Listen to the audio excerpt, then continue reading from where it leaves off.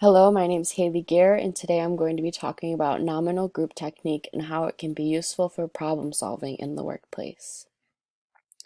So, nominal group technique is a group problem solving technique that is structured and encourages contributions and opinions from everybody in the group.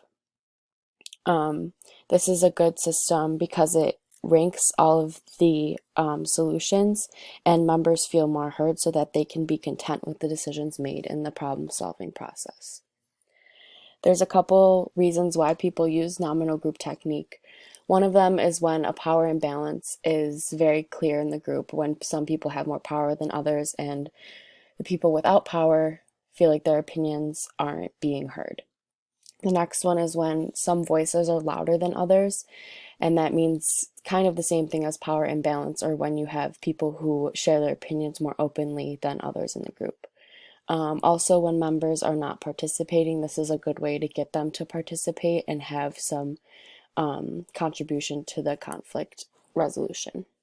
The next instance is when there is heated conflict or when you cannot solve this problem without people getting into arguments. The next one is when there's new members on the team. So basically all of these represent when you want people's opinions to be heard and they're not really coming through quite as clearly as you need them to be. There are 6 steps to nominal group technique. The first one is to present the question or the problem to the group and make sure that all members understand them. The next one is to have all members silently think of solutions to the problem without interaction with the other group members.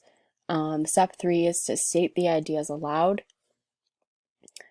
Step 4 is to discuss these ideas and alter them to what the discussion leads to. Step 5 is to rank ideas, and step 6 is to establish the results and make sure that all members are content with the decision made.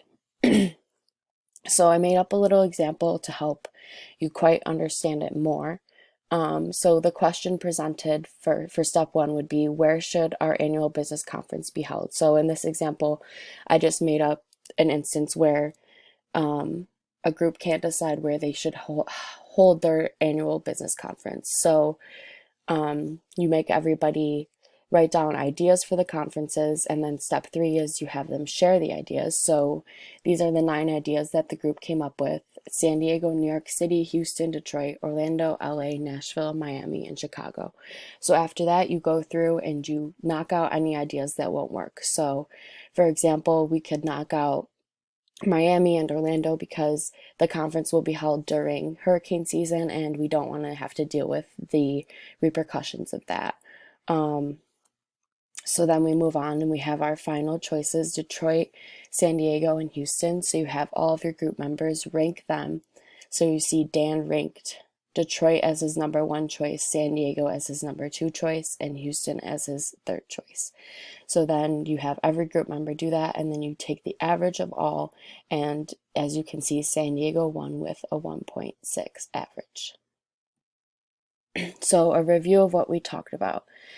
Nominal group technique is a structured method to help you problem solve in a group, and it encourages all members to participate so that their voices can be heard in this problem solving. You should use this when you feel that people in the group aren't necessarily sharing their opinions as loudly as they could be. And this can be useful to you on the job because it allows for an open discussion, and it can help you problem solve with your groups more effectively and efficiently without heated conflict or any unnecessary conflict. If you have any questions, you can email me at gearhj15@mansfield.edu, and I look forward to hearing you. Here are the sources I used in this presentation, and again, I thank you for listening.